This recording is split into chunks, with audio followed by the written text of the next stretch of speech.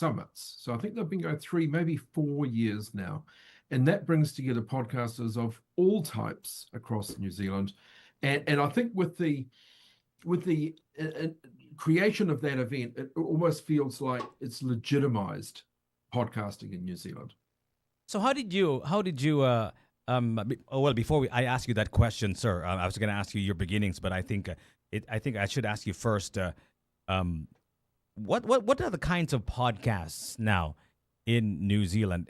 Are there such numerous number of podcasts now in New Zealand that you can categorize them into different kinds of, I don't know, genres or topics and all of that stuff? Sure. I see 3 main groupings of podcasts.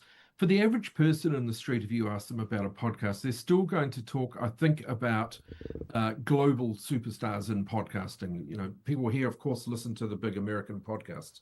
But with New Zealand podcasts, we kind of, I think, have 3 categories. We have the sort of popular lifestyle podcasts that people like to subscribe to, that people might be making out of their bedrooms or might have a little studio somewhere.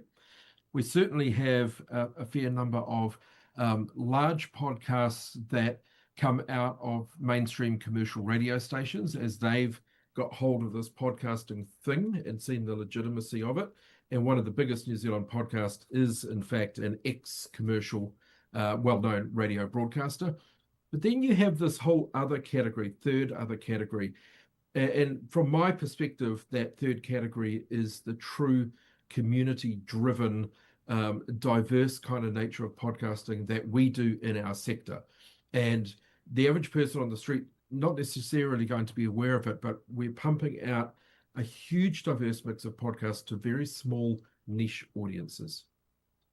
So I think first and foremost, I think it's important to define exactly what is a podcast anyway, right? So Ralph, I have with me my partner here in the morning, Ralph Chavez. Ralph Chavez, meet Phil, and of course Mel. Ralph, what is a podcast? How do you define a podcast? Hello. Good morning, everybody. Oh well, looking it up earlier, you can define a podcast as a digital audio recordings of radio style programs. That's just like a blanket definition, Jude, for what a podcast is. Wherein typically listeners download to hear, play directly from a website, or access via an app or digital media player. So that's the sort of like the textbook definition of what a podcast is. What makes a good podcast? What do you have there, Ralph? What makes a good podcasts? What makes a good podcast? Yeah. What are the different sort of criteria of a good podcasts? I think that's a good question. I think it's going to differ from person to person, no? But there must be a definition because there's already a definition of what a podcast is. So what makes of a good podcasts?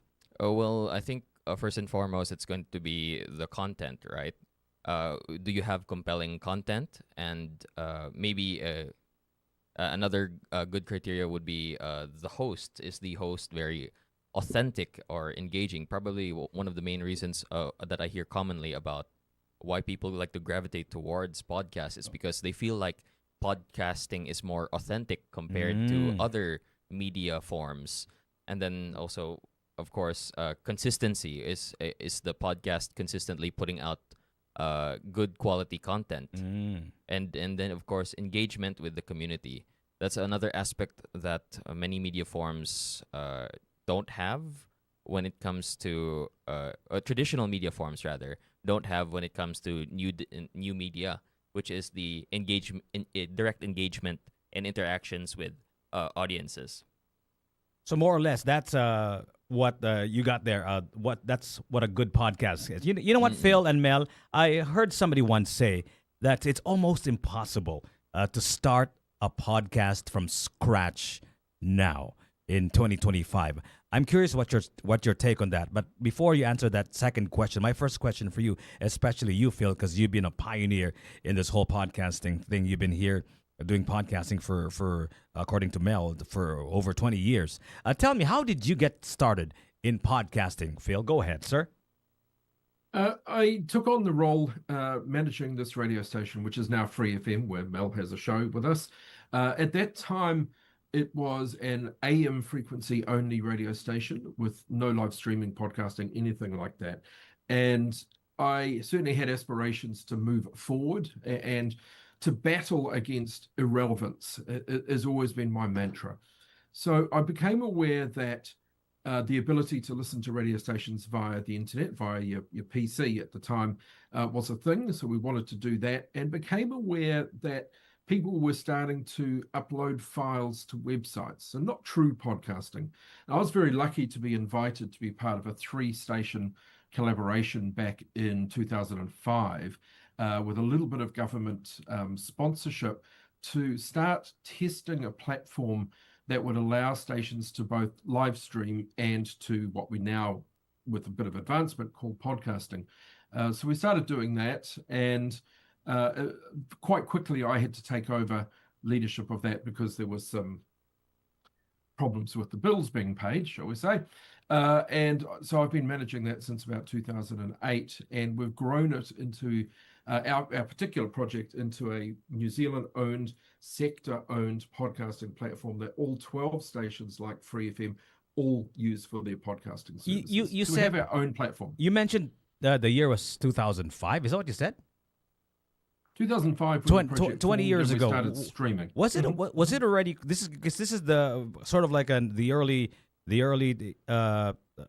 on the internet, right? I mean that's very early on the internet. I mean, like there was no podcast yet at that time. So what was it called back then? Was it already called podcasting, or was it something else? Because No, I think we were. Because I know Audio on demand. podcasting came from the word iPod, right? If I'm not mistaken. Yes. So Correct. and they sort of like a mixed broadcasting and iPod, and it became podcasting. So what was it called back then in 2005? Phil, go ahead. Sorry for interrupting. I think we were just calling it audio on demand. Oh, But within a couple of years, I mean, I had iPods fairly early on, so we started using the word podcasting probably 2008, 2009, I think. so you were calling it audio on demand. And it's funny that the textbook definition of podcasting, can we go back to that, Ralph? It involved the word radio, right? Can you do that again? Can you read that again? Yep. Digital audio recordings of radio style programs. Radio style programs. Would you be able to say, Phil, that podcasting sprouted out of this thing we call radio, as in FM or AM radio, or did it come to life on its own because of the internet? Which came first? No, I think it definitely came out of radio, but I think that is no longer the case. I think we are seeing a fundamental shift in the last 12 months. So you're talking earlier 12 about, months or 12 years? 12 months. Okay, wow, okay. We were talking about the textbook definition of a podcast, Yeah. and there is a classic definition of a podcast. What's a classic definition of a podcast? The classic definition is that it is audio only and it is connected to what's called an RSS feed. Oh, So that is the technical definition of what a podcast is. A really beautiful definition, which I'm going to steal from James Cridland, who's a global media expert who travels around talking to conferences. He calls it something for your ears to do while your eyes are doing something else. And I think that's very true. Now, the reason I say we're undergoing this fundamental shift is you go and talk to your average 15-year-old and ask them to describe a podcast to you. They're not going to tell you what I told you, which is a piece of audio, streamable, downloadable, connected to an RSS feed. They're going to say, oh, I jump on YouTube and there's 3 people sitting around a desk with a Rodecaster Pro unit and beautiful Rode mics like you've got, and they're having a chat and it's video and the background's beautiful with nice lighting and nice curtains and things, maybe a pot plant, and they're talking about something I'm really interested in. Those are the podcasts I like to consume.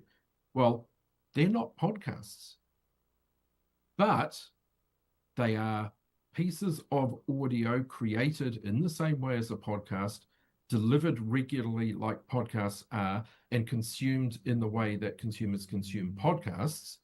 as in they're not turning on the radio and listening to it there. They are getting it via their device, their phone, their iPad, or maybe even their laptop.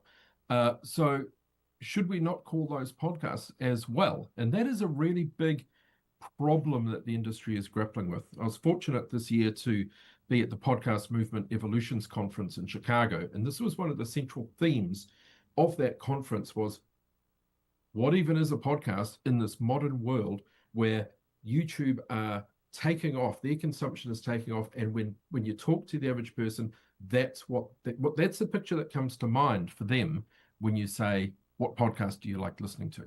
You know, this particular conversation that we're having is actually live on TikTok, on YouTube, and on Facebook.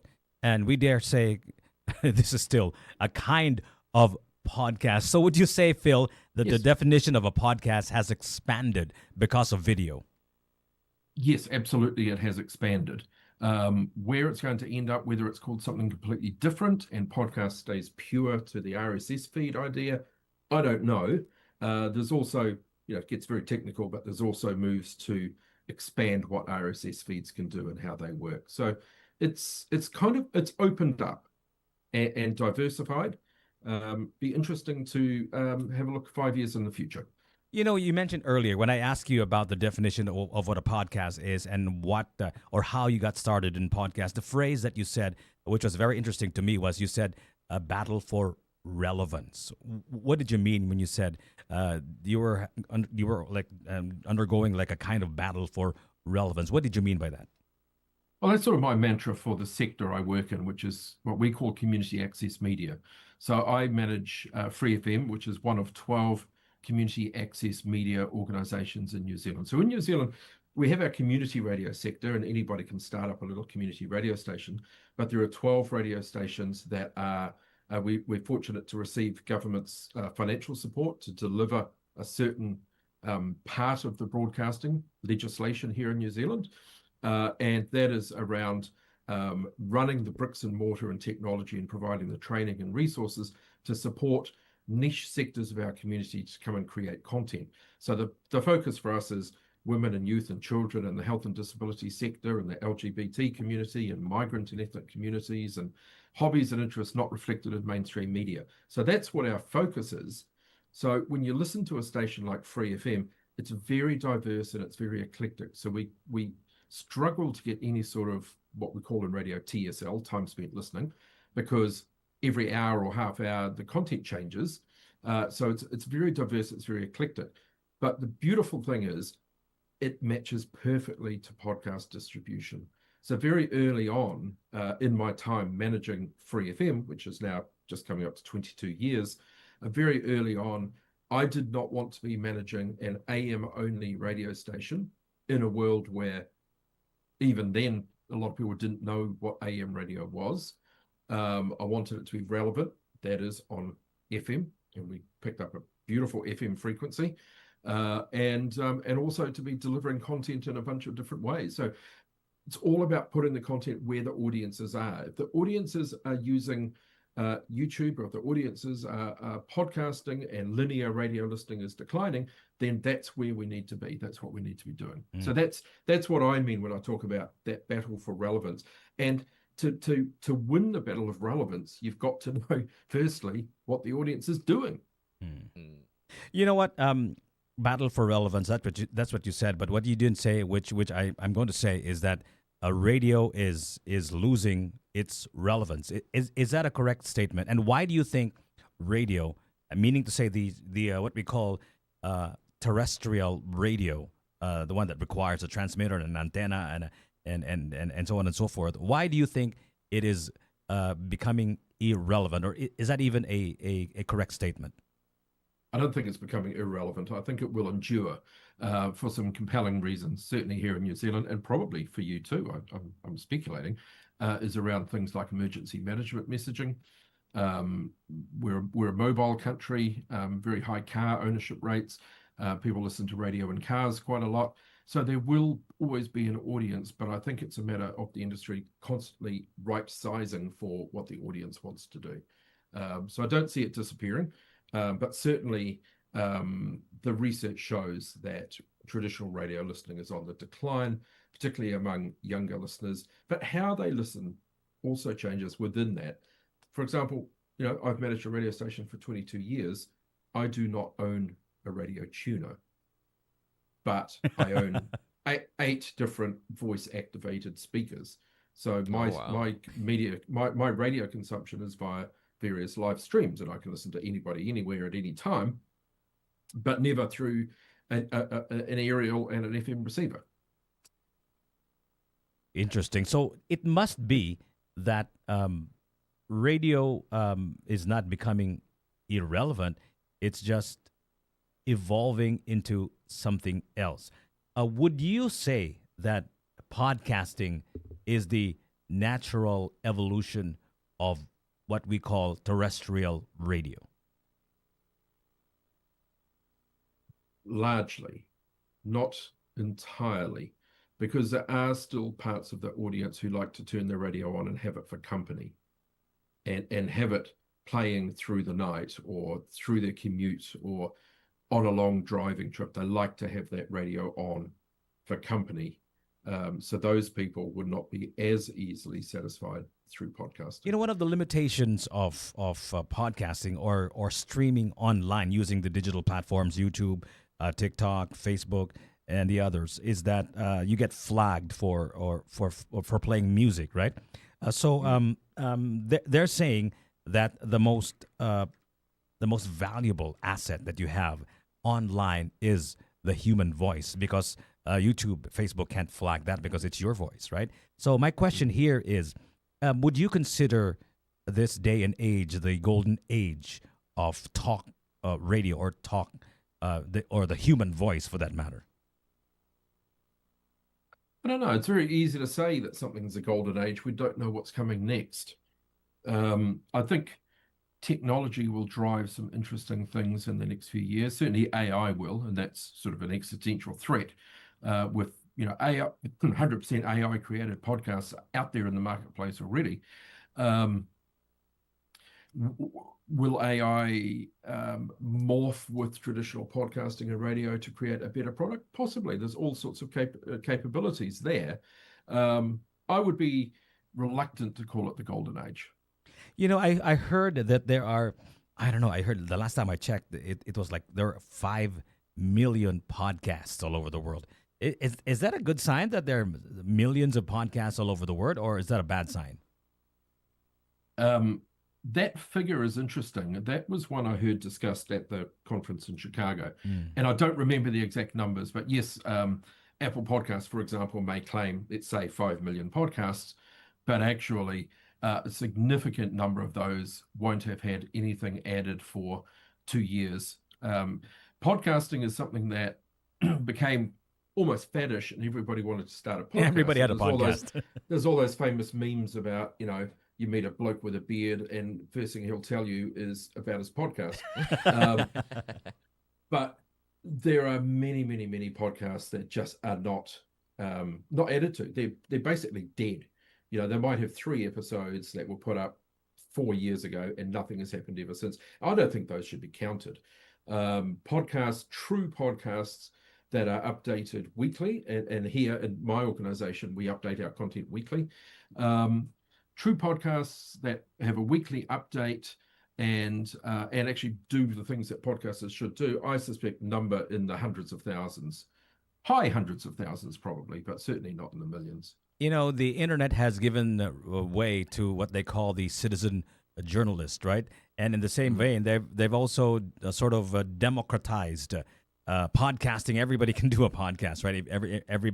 Anybody who has a phone and a microphone, perhaps, or not even, can do a podcast. So they're saying that this has become like the wild, wild west, podcasting.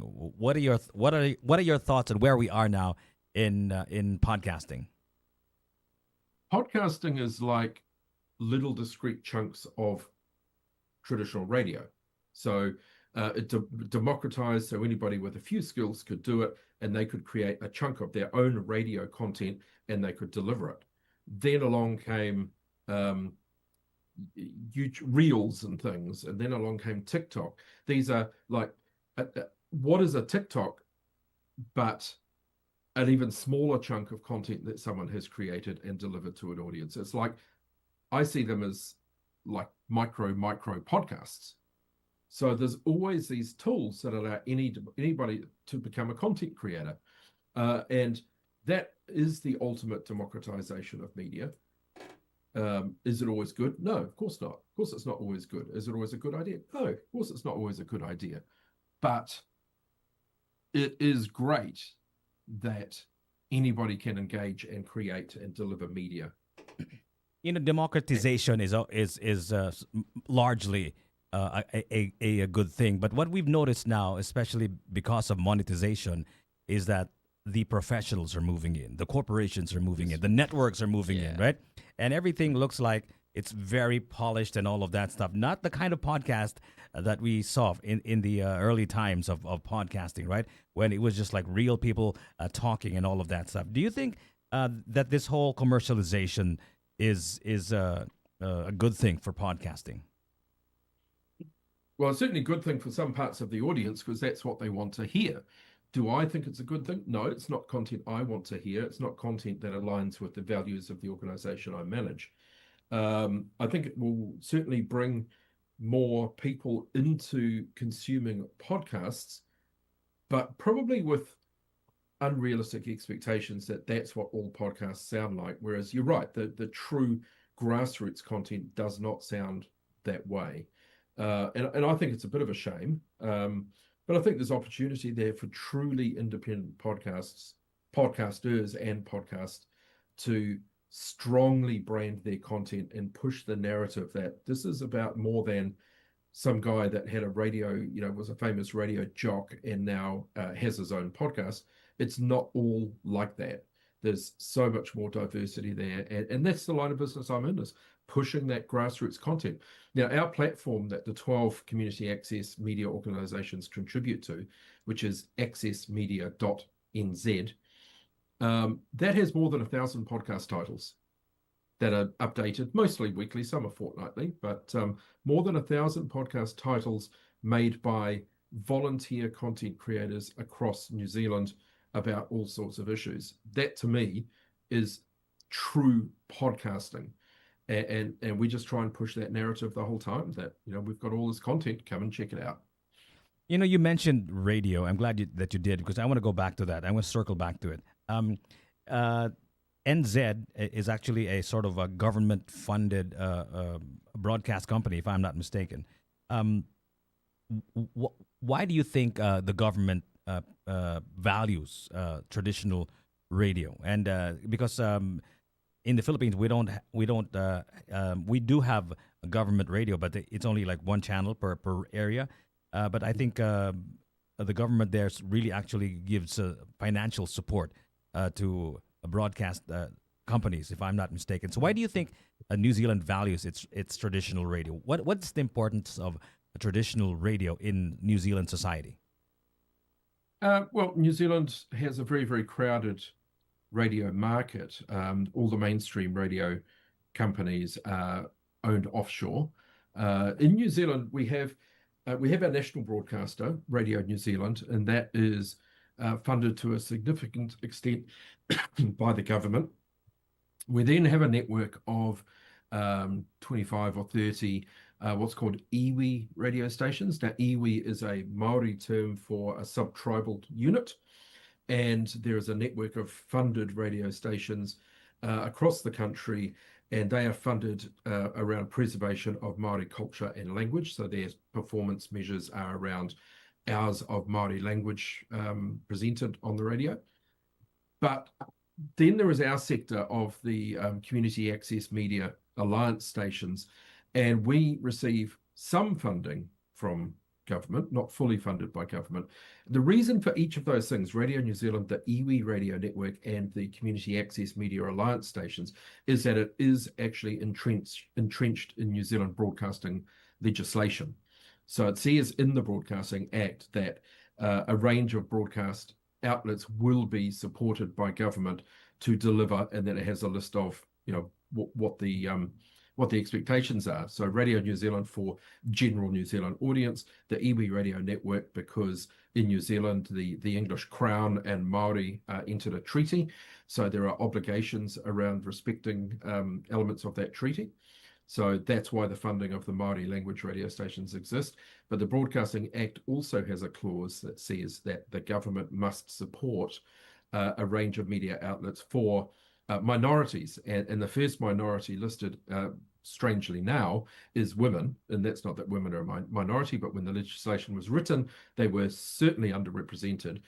Women, youth, health and disability, migrant and ethnic, and all those other groups who don't get an opportunity otherwise to engage in the media. That's the thing.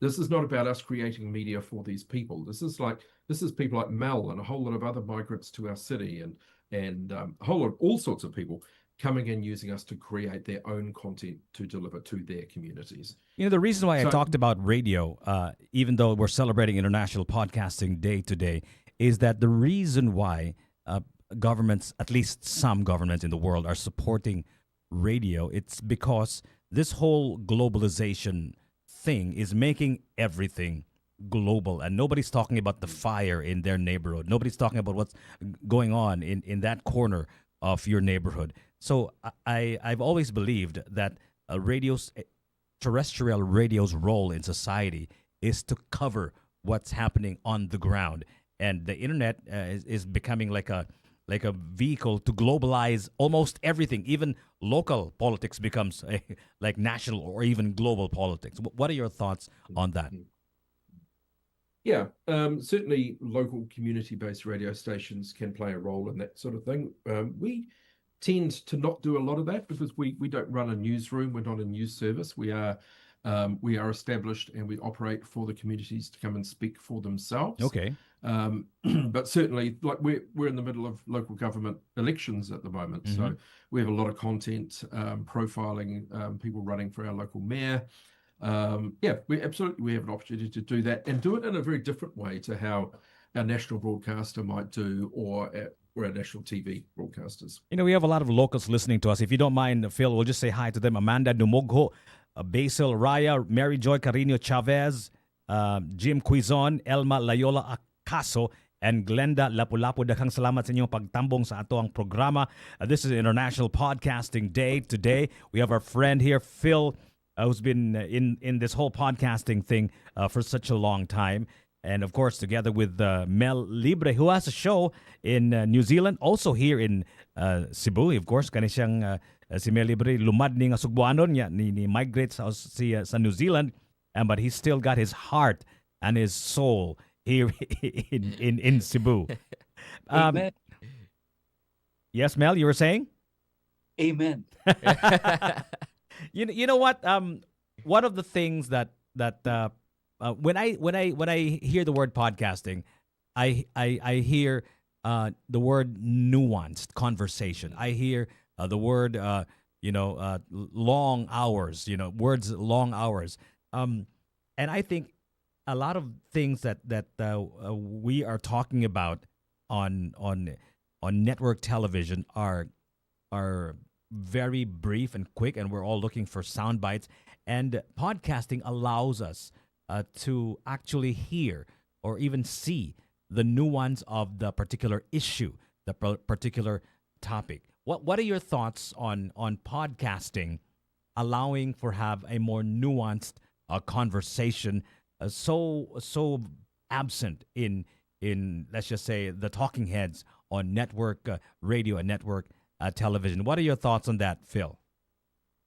Yeah, that's definitely possible to have that sort of additional nuance and additional perspectives, because you're going to get a broader range of people both hosting and guesting on podcasts than you will in mainstream media. How nuanced you can get and how detailed you can get, well, that's to some extent driven by how long you want your podcast to be. Not everybody has time to listen to a Joe Rogan talk for 2 hours about something. A lot of podcasters, like their content to be no longer than 15 minutes, and you're limited by what you can do in that time. But again, that's the beauty of podcasting, isn't it? You can find something that's short discussing an issue, or a long version, or the same podcaster might release 2 different versions of that content and package it to suit hypothetically your commute. My commute's 20 minutes or so. Somebody else might have an hour and a half commute. They can find the product from a directory that suits their needs for media consumption. They're saying that this is like the short attention span generation, that people have like really like only 5 seconds attention span, and then they move on to the next clip, the next reel, the next video. But podcasting, which is sometimes 5 hours, 10 hours long, is actually also on the rise. And you mentioned the Joe Rogan Experience, the #1 podcaster in the world. His shows are like 3 hours. like hours, right? So what's going on here, Phil? Like, why is it that people are saying that this is the short attention span generation, but these podcasts that are very popular and have millions of viewers are hours long? What's going on? I don't get it. I've never listened to a Joe Rogan podcast. I've only seen little short clips on Instagram or TikTok. Oh, so, okay, yeah, okay. I don't know. Yeah, look, it's a lifestyle thing, isn't it, podcasting? And unfortunately, I don't get to listen to anywhere near the number of podcasts that I like to. Occasionally I'll sit down with a beer and I'll jump on Spotify and I'll save a whole lot of things on my phone that I want to listen to. And very rarely do I get to listen to it. My podcast listening was almost always done on long driving tours. I used to have occasion to drive for 5 hours at a time. Wow. Quite frequently. Okay. And that would be my podcast listening time. I don't do that so much now, so unfortunately my podcast consumption tails off. So yeah, it's a matter of where do you find time in your daily life to actually listen to a podcast. I guess more urbanized cities that have mammoth long hours of traffic jams, I guess, are the ones that listen to a lot of podcasts. Yeah, I think so. And mass transit, if you're on a train for an hour, or on a bus for even half an hour, then that's going to be pretty conducive, because you want earbuds in your ears, you want to block out the rest of the noise, and you want to learn something. You know what? We have a question here with Ralph here, a constant a conversation here with Ralph every time we go on the air and on our social media platforms. Our question is always, especially if we stumble upon a topic, is this a podcast, Ralph? So my question is, when is it a good to make it into a podcast, Phil, and when is it not? Well, let me start with the not. Now, there are so many podcasts out there, as we've already talked about. There are certain things that the world doesn't really need more of, in my opinion. And I'll name two of them. One is two female friends in their 20s talking to other women in the same age who they find, quote unquote, inspirational. Now, okay, that could make a great product, but the podcast ecosphere is saturated with that kind of content. The other one, and at risk of offending people, the other one is, I don't think the podcast ecosphere needs more people reading their favorite Bible verses or passages, because that is, there's only a finite number of passages, and there are already so many people reading them and interpreting. So to turn this around into a positive, how do you create content that truly makes a difference in that marketplace? And the key is, you've got to find your niche and you've got to stick to it. So we're in the business of enabling people to come and create content, radio shows and podcasts with us. And just this week, we had a woman come to us and she said, oh, I want to talk about my life and music I like and art I like, and I want to have my family and my friends on the show, and I want to talk about pop culture, and I want to talk about all these things. And we said, that's something you should put on TikTok. That's not a good podcast. What you need to do is find one element of that, just one, and expand that into a podcast, even if it's a series of 5 episodes, because people scrolling podcast directories are looking for something. For me, it's indie rock album reviews, or it's automotive, or whatever subject it might be. To have a podcast which combines a whole lot of discrete things together just because they're your series, it would be like me saying, yeah, I'm going to create a podcast about brewing, about American muscle cars, and about barbecue, and about the music of Dinosaur Jr. all in one. It makes no sense. Nobody's going to want to listen to that. But if you focus on one of those things and go, yeah, I can do a podcast on that, then that will find an audience. People get into it thinking, I'm going to find this big, broad audience and become mega famous. No, I believe the secret is to find your niche. And I have a podcast of my own, and it is very niche. I've stuck to that niche, and I've stuck at it for years and years, and I have a community around it, and the podcast is consumed widely, broadly around the world. So, if you have to make or to give somebody an advice, whether they're going to start a podcast or not, what is your advice to them? Use AI to find the name of your podcast.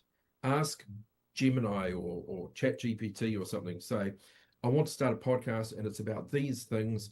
Find me a really cool name that is both clever and amusing, or serious, or however you want it to come out. And look at those ideas that it flicks up, print them out, think about them for a while, ask a few people, maybe combine certain words around. And then once you find a title you really, really like, don't commit to using it. You need to jump online and you need to go through the social platforms and see if those handles are available. So if your podcast was called, I don't know, looking at Mel there, the guy with a black cap, and yes, that's perfect. You need to be going across the social platforms and finding out if that name and that branding is already in use by somebody else. Because if you want, even if you think, oh, I'm just doing a podcast, I'm not going to have a Facebook page and an Insta profile and a TikTok profile. Yeah, but you might when it grows. And you don't want to be in a situation where you want to try and rebrand your podcast. So do that first. Get the name, lock in your socials, lock in your branding, and follow best practice. You just all you have to do is jump on Google and go, what is the current best practice around podcast images? All the information is there. Design it well, and then make sure you can commit to regular on-topic conversation.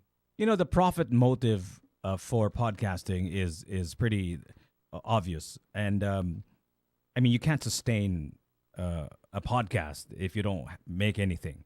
And there are different sort of models, business models now that are sort of out there, which is number one, the subscription model, and number two, the sponsorship model.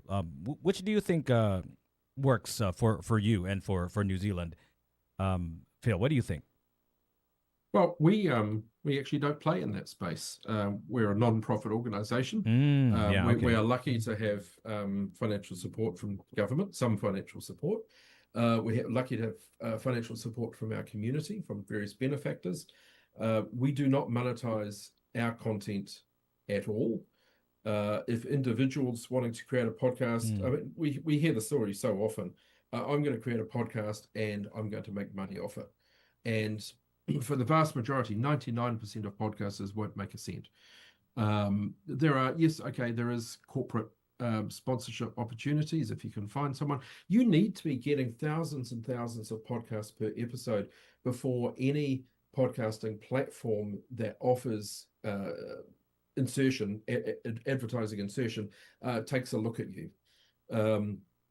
Another one which you didn't mention, I don't think, is actually just loyalty from your listeners, having like a virtual tip jar, like there's Patreon, there's Buy Me a Coffee, there's all various ways that the people that do engage with your content and do like it can tip you a couple of beers or a couple of cups of coffee or whatever. And there's merch stores and things like that. But again, you want to have a decent audience before you even think about that. One of the things that happens to a podcaster, especially when you've already reached a kind of large audience like Joe Rogan, is that you have a tendency to kind of return and go back over and over again to something that works. You become like a kind of boxed in by your audience desires, or maybe perhaps your sponsors' desires, and what they want covered and what works for them and all of that stuff. And I think removing the profit motive of podcasting, or anything for that matter, kind of makes you more objective. And I think that's a great thing that you have there, that the government is funding your podcasting and your radio there. That way you don't have so much pressure from different sources. And I need to make it very clear that in New Zealand, yes, the government supports these media outlets. The government has absolutely zero say in what the content is. There is no pressure whatsoever Wow. from central government. That's not how we operate here. So each station is given an annual grant. And you've got to prepare budgets and things. You've got to report on it, and you've got to report on the hours of output. Mm-hmm. But there is never commentary on what that content is, and so they don't exert any editorial editorial control or pressure on the station, and the station staff do not exert editorial control on our content makers either. Wow, that's That amazing. that's a fundamental principle of what we're about. Yes, okay, from time to time we may need to remove something from the station, or we may need to steer a potential content creator, try and get them to narrow their focus and things like that. But once we sign off and say, yep, let's go, let's launch this, that we don't like, we would never go to Mel and say, Mel, love the music you were playing, don't like the fact you spoke about whatever issue you were speaking about, can you please not talk about that? We would never do that. It's just not what we're about. One of the things that's going on now in the world of the internet is that it is sort of creating thought bubbles, and instead of uniting, sometimes it's dividing us. And one of the reasons why I want to talk about this a little bit is that one of the most popular podcasters in the world, I think, Charlie Kirk was assassinated a few days ago, a few weeks ago. And he had a podcast, and at least what we would call a podcast now on certain media platforms, and he was his team, his listeners were a kind of a bubble, and maybe perhaps those that disagree with him did not like what he was saying. Maybe perhaps did that, or for whatever reason, maybe he was also mentally challenged and all of that stuff. So my question here is, what do you think is the role of podcasts in creating all of these thought bubbles, and instead of uniting us, is actually dividing us and making it worse instead of making it better? What are your thoughts on that, Phil? It's an unfortunate truth, but that's no different to any other media. It's no different to polarized radio broadcasting. Here we have, unfortunately, the rise of conspiracy theory-driven radio platforms and media delivery platforms. Those are bubbles, absolutely. Same with Charlie Kirk's listenership. It's no different to Facebook accounts, TikTok accounts, Insta accounts, or TV shows or YouTube channels. I think we all suffer the same thing. Podcasting as an industry does have an opportunity to try and try and merge those bubbles, get some conversations happening between them. But so does every platform. So does every form of media has that opportunity. Okay, Mel, would you like to say a few things? Phil, you've been amazing. You've been an amazing source of inspiration to all of those us in podcasting. And good luck to you on your podcasts. And what is your podcast, by the way, about? Do you have a podcast yourself, or are you busy running the whole ship? I do have a podcast. Oh, wow. What is it about? This weekend, it's episode 696. Wow. It is a weekly. This is a podcast which is not actually important to our type of media because it is just a music show. Okay. But it is, so we do have music licensing, music royalty pay, that we've paid, so we can podcast music. My show is called Retrospect 60s Garage Punk Show. Wow. And it focuses exclusively on proto-punk music, early psychedelic rock music, focusing on the years 1965 to really 1967. Wow. Occasionally spills outside of that, but by focusing on that and building up a very, very a big collection of very, very obscure music, you won't hear the Rolling Stones and the Jimi Hendrix Experience and Jefferson Airplane on the show, but you will hear lots of songs by those bands covered in Spanish out of Latin America and Italian, Neder beat bands, which was a scene of kind of beat music out of the Netherlands. So by sticking to it, but bringing something that no other 60s music show in the world has, means I have this loyal audience, over 11,000 Facebook followers.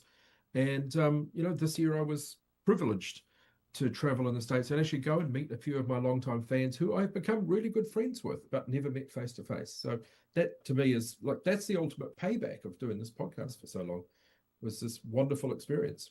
That seems like a very, very narrow field of podcasting, Yeah. right? Very niche, as you would love to call it. That's what I've been saying. Yeah. That's what works. Find your niche and stick with it. So this is a specialization is key when it comes to podcasting. You have to specialize in one thing and one thing alone. You don't have to, but I believe that's what the true value and beauty of podcasting is that everybody's an expert in something. If you can find a niche that, it's this whole thing of trying to be everything to everybody doesn't work in podcasting, but being amazing for a small little subset of the world's population. It could be one person in 100,000 anywhere in the world might have that interest and be interested in your podcast, but that's a pretty good audience. I think that's beautiful advice, especially for those who want to start a podcast. How about you, Mel? How's your podcasting coming along, Mel? The beauty of Free FM with the Phil is that he always monitors the number of visits to a podcast, meaning to say that every month he comes out with the statistics on how many people are really listening to the podcast, and that also gives us inspiration that I've increased the number of people listening to the podcast. Phil's show is always number 2 in the list in Free FM, and the number 1 is what is it, Phil? It's about it's a bluegrass show, bluegrass music. Bluegrass music. That's the number 1 podcast in Free FM. So primarily, people really specialize, and on my part, I specialize in Bisaya original music, and we've got listeners in New Zealand. And there was one instant that a friend of Phil was in the Philippines, in Manila, and riding in a taxi, and he was surprised. He was a Kiwi. He was surprised that my radio program was being listened to by the taxi driver in Manila. Wow. So that's the beauty of that's why we're celebrating International Podcast Day, because podcast is getting to be, well, international. Okay, let's end it at that. Daghang salamat, Mel Libre, sir. And what is your BORI Global this week, by the way? Do you have any clues? Can you give us a sneak peek? Go ahead. Oh yeah, our this week we're having the Big Ga 10. What? So Big 10 got most- Big got 10. Di ko yawan ko na. Amin ako Big got 10. Dahil na 10. 10 most important tracks of Bisaya music by Bisaya artists. We're listing it down, and we're playing 5 of those in the program this week. So, Phil? thank you so much. Phil, thank you so much, Phil. My pleasure. Thank you so much, and I'll look for your podcast and see if I can listen to it from here in the Philippines. Do you have it on Of course you Spotify? can. Do you have it on Spotify? Yeah, of course I do. All the places. Okay. All right. Thank you so much, you guys. Thank you. Bye-bye. Thank you. Take Thank care. you. Wow, amazing conversation we just had, Ralph. What are your thoughts on podcasting, Ralph? We've always wanted to do a kind of podcast together, you and me, and all of that stuff. What are your thoughts on podcasting? Not about us, not just about us doing a podcast, but just podcasting in general. And do you even have a favorite podcast? And what is your podcasting listening behavior? Oh well, yeah, I did listen to some podcasts back then. I did also try exploring the Joe Rogan podcast. Yeah, okay. There's that. Some of his guests were really really funny to listen to, and some of them were just no offense, but straight up crazy. Yeah. Yes, Batshit crazy, right? Yeah, he has a lot of guests who are just like, what? Like, Yeah, it just makes you think. Yeah. Naghisgot mo to si Kwan good si Phil nga specialization is key, right? Mhm. But I noticed that Joe Rogan is not actually very specialized, right? Yeah, Yeah, his topics are just very wide. Yeah. very diverse, right? Yeah. And murag maghisgot siya UFO, maghisgot siya Mm. kaning flat earthers. Mahisgot siya UFC. Now that I blurted it out, if there's one specialty that he has, it's really that the conspiracy theory genre. I think he belongs there, diba? I think so, right? Probably. Right. I'm saying seriously, diba?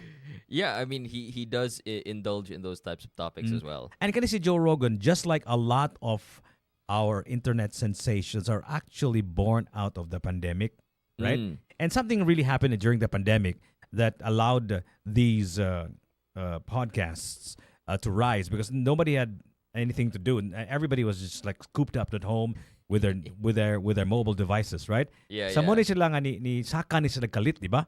And I think also a lot of these .com companies, I'm sorry, these social media platforms, I think experimented a lot and made these sort of social media heroes, right? During the pandemic. Paghuman, after the pandemic, again, they sort of changed the algorithm and people all of a sudden had something else to do. You know what I mean? We were not trapped in our homes, Yeah, di ba? yeah. So murag nausab na sa, di ba? Mo sige lag uyog, sige lag katayog ang kaning podcasting ba, di ba? Yeah, definitely. And I don't know about like if Joe Rogan got big during the pandemic. I think he was actually already fairly large before the pandemic. But he actually. was just like a niche KFC naman. UFC mixed martial arts guy, di ba? Yeah, he yeah.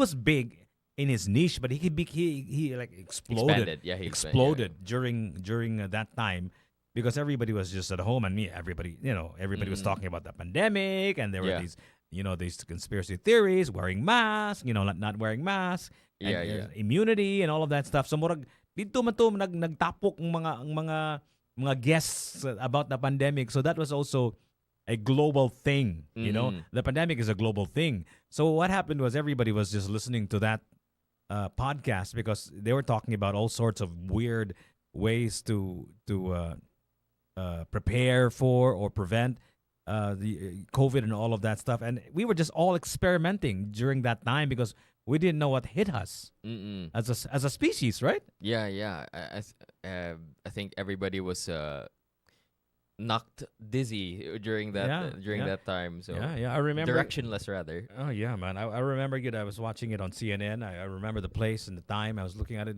It was morning, and I didn't have to go to work because there was a lockdown or there were like checkpoints and all of that stuff, and I hadn't gotten my media pass yet, so I was just at home watching it, and then I go, like 1 week, maybe like 2 weeks tops, and we'll be back to normal. Yeah, exactly. Nothing. It's always a shit show, but it's not. It's always not that long. It's very quick, like a typhoon. Hits you, boom, and then recovery, and then bang, you're back, right? Yeah. But this one was like, oh my god, man, this is like a frigging year now. Well, Yeah. it became 2 years. Oh my god, that was horrible. And I was just there, and I actually already had a podcast back then, and I started doing the podcast at home, Yeah. and yeah, I think that was an interesting time in our lives, and I think podcasting, to me, this is just me, exploded during the pandemic, and I think podcasting is the normal transition of what we call radio. I think this is the normal transition because originally, Mangud said, originally radio was not for music. It was just for news. Yeah. It's just talking heads, people talking. And eventually, there was music and so on and so forth, right? But originally, that was also what radio was. It's just people talking. So I think this is the normal, I would say, evolution of where radio is headed. I don't know. The problem lang yun is that there's just it's just too easy to do, right? Too easy. Everybody can do it. You know what I Mm. mean? And because of the price of technology of these machines, um, you can do it at a relatively a cheap price Yeah. at top notch quality. Mm. You know what I mean? Yeah, yeah, yeah. So magkuang gina siya depende gina siya sa connection gud sa meaning to say the connection between the host and the audience. Mm-mm. That's really the most crucial part. Yeah. So mo na nakabantay ka sa ato ang nasod sa ato ang syudad, ato ang isla sa Cebu, ang mga nipatok kanang mga kaning mga katawa, kanang mga life in the province, kanang mga sayaw-sayaw, kanang silang Elias JTV, di ba? Kanang mga bugal-bugal, kanang mga very bisdak nga humor ba, di ba? Oo. So, of course, namasad siguro yung mga content siguro nga medyo dili kayo uh, bugal-bugal siguro, pero dili kayo siya mo sikat. I don't know, do you know of any local uh, podcast ba kaning Ralph nga imong gi-follow nga you would sincerely watch because you have something to gain? Because it's always that question, right? Like ako, this is how I listen to a podcast. What's in it for me? Like, what am I gonna learn, right? I mean, like, there are times if I want to just relax and enjoy, I listen to music, right? But when it comes to podcast, I rarely I always look for a utilitarian reasons. Why should I listen to this podcast?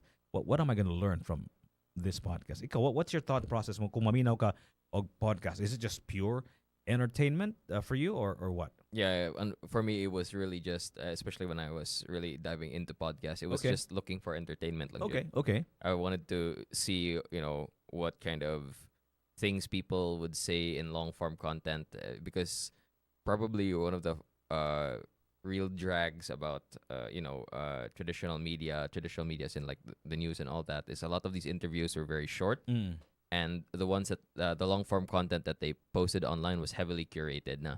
Heavily curated. Mm-mm. Okay. Yeah. Like a lot of people point out jud nga kan like when we had this conversation like when I was interacting with the interviewer off air before the cameras were rolling, things were very cordial and all that, and things looked nice, and the interview progressed smoothly, but then when I looked at what they posted online, they cut it down. Like we had like a 2 hour conversation, and then what I see online is only 30 minutes long. It's like, where's the interview? What happened? So more like which brings me to the point that I asked earlier. But I think before we get to that point, I wanna take you up on what you said earlier, nga, long form, right? Is it really automatically assumed nga, if it's podcast is long form? Oh well, no, not really. Like as what Sir Phil said, gaina, there are some podcasts that are short form content. Pero a lot of the more But that's shortened. yeah. Like it comes from a long form chopped up into small pieces, right? Oh no, there are some that are only just a couple of minutes long. Yeah, I remember there's a show called is it Top of the Morning? It's not Top of the Morning. What is that? There's a show called there's a show that with the word morning also. Di ko familiar. So There is a it's a very popular show actually. It has the word morning. Can you please Google that? And while you're googling it, sorry, K Magic, I'm asking him to multitask many times. That's why our thumbnail was crap. wait. Morning what? Morning Something like podcast. My next question is to you, Ralph. Is what's your take on what I asked Phil earlier? I never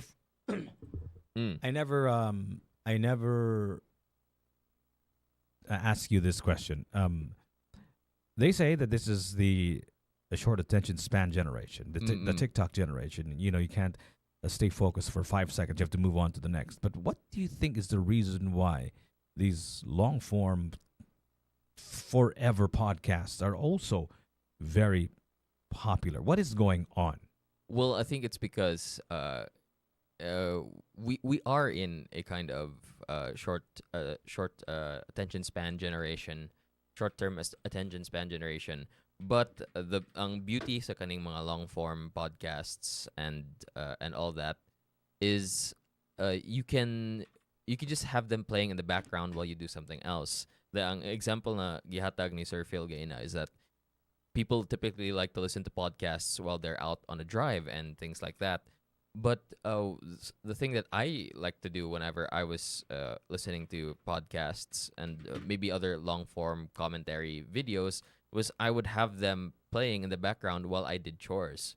So na ako dito naghugas og mga plato, naglaba or something like that, and then I'd put up like a 1 hour podcast because this is probably there's a lot of clothes. This is probably gonna take me a while. I want to keep myself entertained while I'm doing all these clothes. So that's probably I think the biggest appeal jud sa kaning mga long form podcasts nga you can use them while multitasking or you can consume the content while multitasking.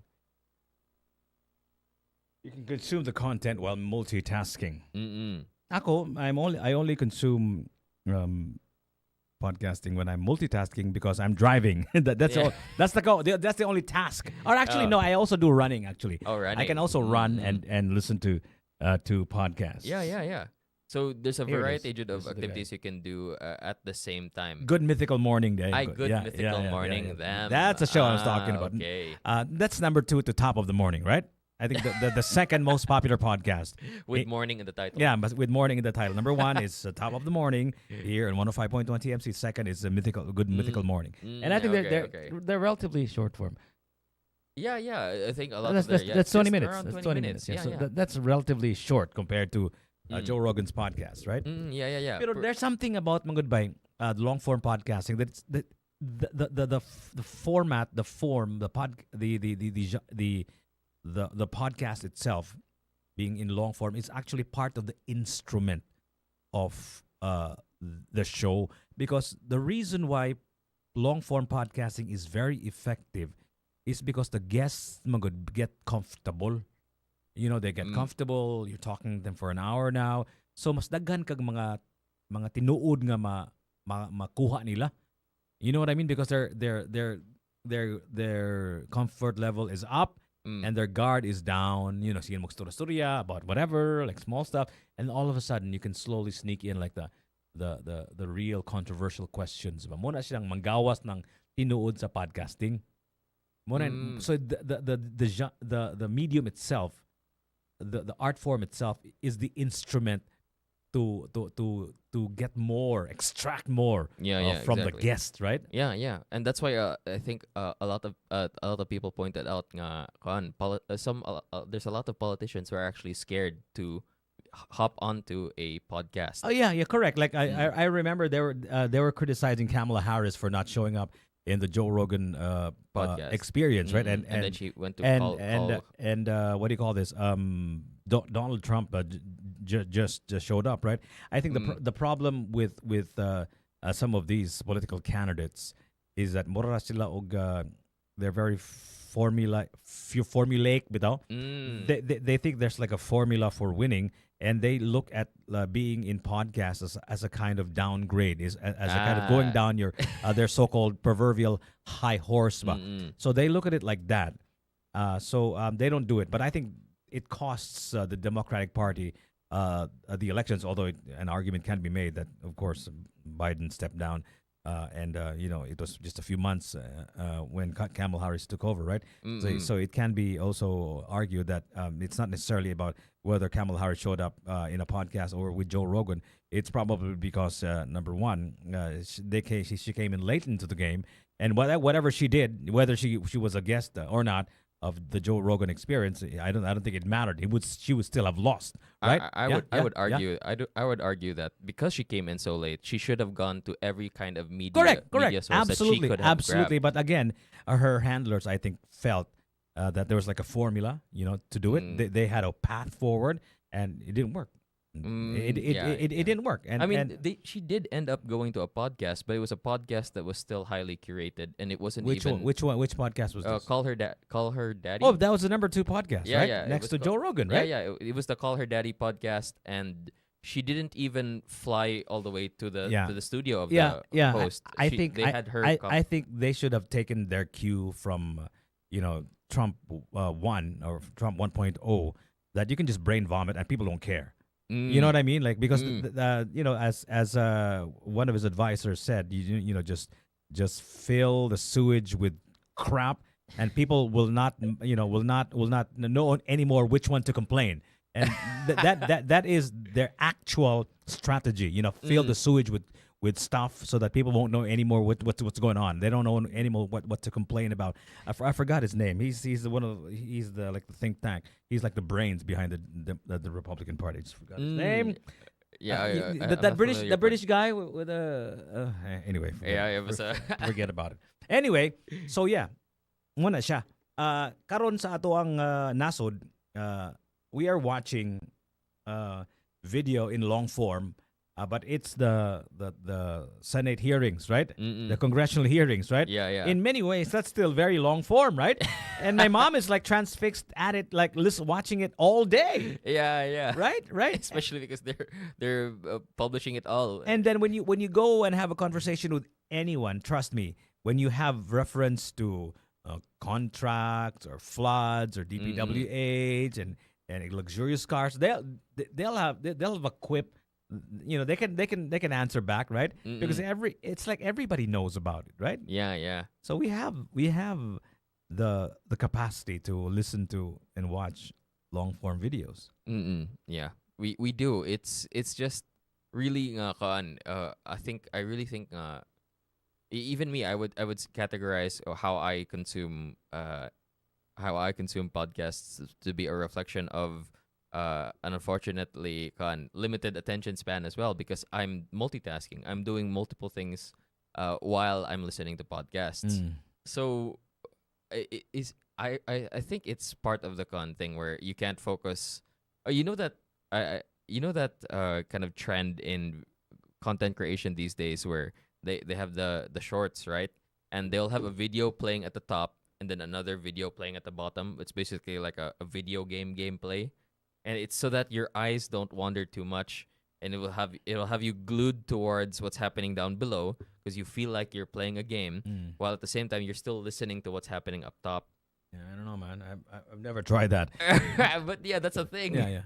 I've never tried that, but I because I think it's important to process information, right? You know what I mean? Like it's not enough that you let information in.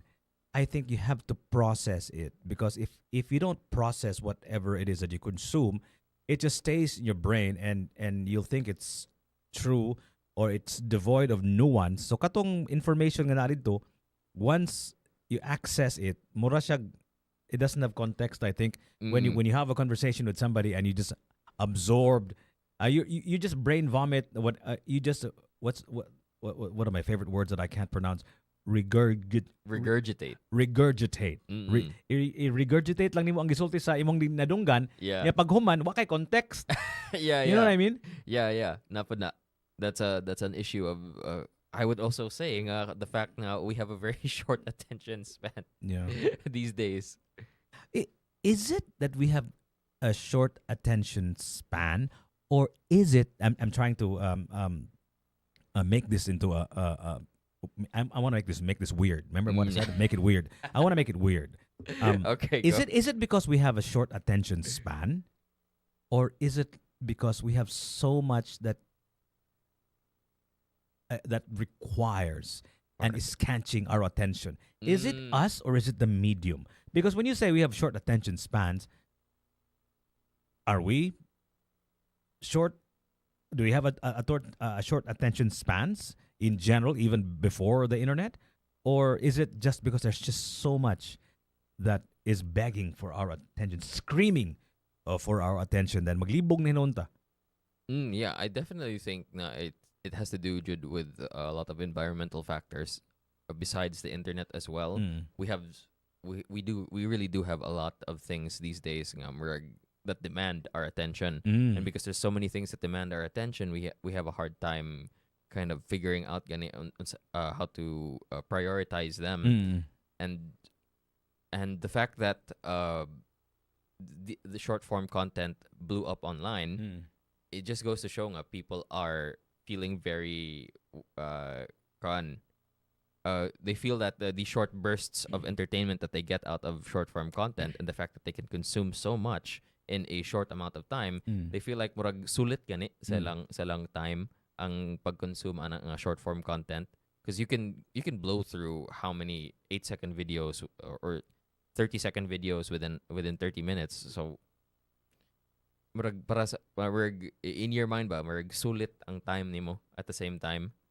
It might be just you're not actively thinking it, Mm. pero it's a thought, maybe a thought in the back of the mind ba nga, okay, I managed to entertain myself for 30 minutes with like hundreds of short form videos Or, already. or even this, I managed to pay my water bills, my phone bills, send an email, and post something on social media while I was in the crapper, right? Right.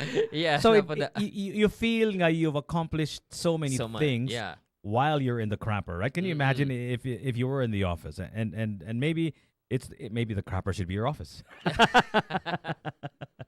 But you know what I mean? Like, this is a kind of battle for efficiency. Gyapon ba? Yeah. We it want to is. be able to squeeze as much of as much life as we can in our day, right? yeah. So squeeze as much activity as we can in one day. What happened? uh, The live has yeah, ended. Yeah. Okay, For that- the TikTok. for the Okay, TikTok. that's okay. Mm. Because we're done. Do you think we're not done? No. It's just makaulit lang dyan ang kaning pop up niya. And yeah. Okay. Anyway, I don't want you to rage in front of the microphone, man. The last thing I want to talk about is Mm. do you ever like feel like sometimes you're just adopting somebody's rage, or some people just adopting other people's rages? You know what I mean? Like, for example, you feel that's not a good thing. Like, I don't care for that. Like, that's a bad thing. Screw that, right? But when you see a video of somebody enraged by the same thing that you don't care for, and you don't you're angry, but you're not enraged about it. Mm. You sort of, hey, that's what I mean. So yun, mura kag mo-amplify nin imong kalagot ba? Mura nin og murag mahog og mapunan og asin ang imong wound bitaw about that thing that Yeah. you feel bad, but you're not enraged by it. Yeah. When you see people that are enraged about it, then hey, I think I should be enraged. That happened to me too. Yeah. Right? Do you feel like it sometimes amplifies your rage? Does it ever happen? Has it ever happened to you personally? Has it ever happened to me Yeah, nga personally? mura ka mo adapt ka og a level of rage that you didn't have before, and then you saw somebody who was enraged by it, and then you become like this. Hey, because but there's a thing that I talked about earlier about this is a Steven Pinker concept, which is in his book of the same title. You know that they know, therefore everybody knows about this thing, and then because so muragag kung dili ka mo show og outrage, mura ka og you're the the odd man out na hinoon, because everybody's outraged by it, and you should be outraged by it.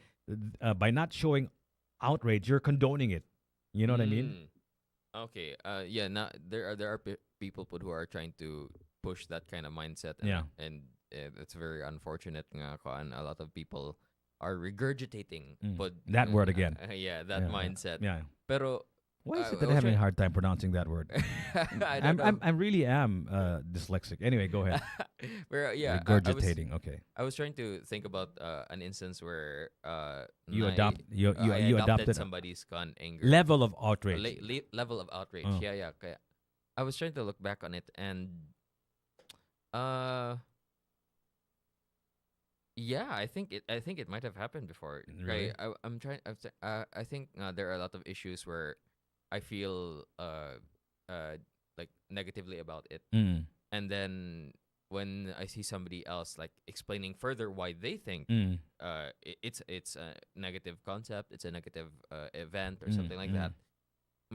So more information. Yeah, more information Mo- on mo- it. They ah. mudungag sila information on it, and Mm. it just adds to my anger about it. But So yeah, I think It happens, right? It happens. It Like any happens. whole corruption thing, right? Mm, This has been going on forever. yeah. Since I was a kid, this has been going on forever. Yeah, I mean, yeah. really forever.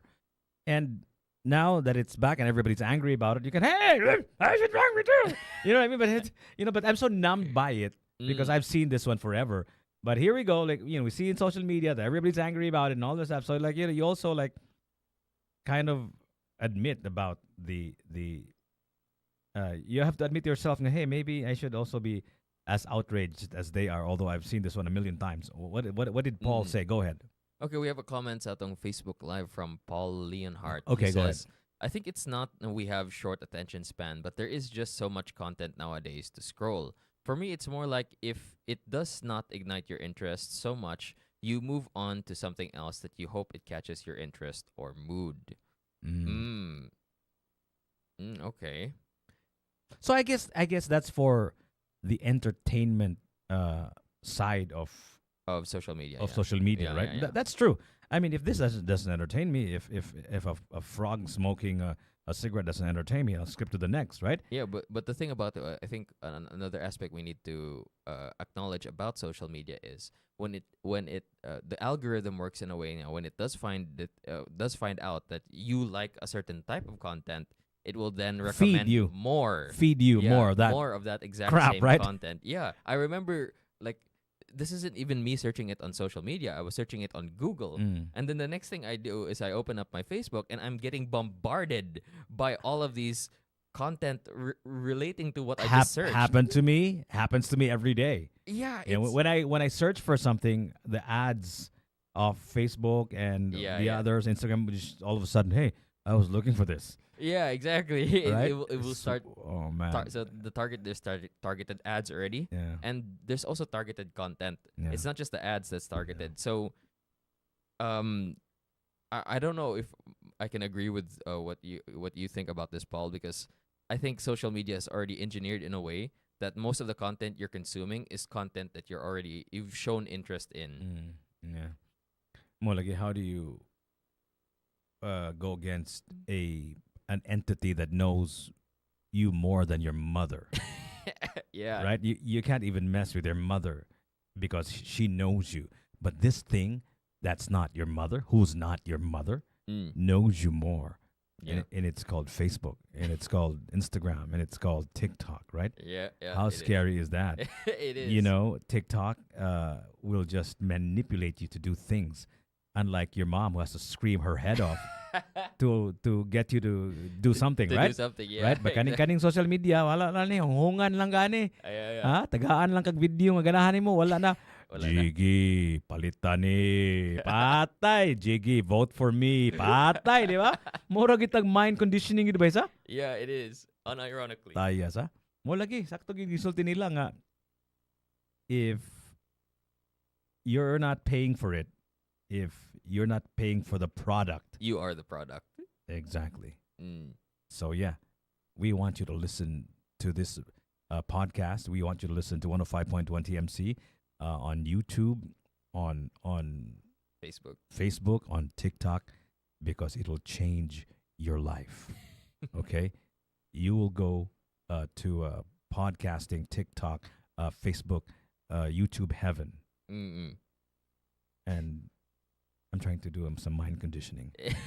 Your life will be so much better. Your future will improve dramatically, Mm-mm. and you will know so much So much more. about the world Mm-mm. That's right. than before you listen to this particular podcast. Right? And we're all positive, mostly positive vibes, right? Yeah, we are. give you we give you a dose of reality, right? Every now and then, but we always want to end it on a positive note, right? Yeah, we do. So let's end it on a positive note. Yes, please. Positive note. Let's end it on a positive note, right? Mm-mm. Positive. Let's do it together, Ralph. Positive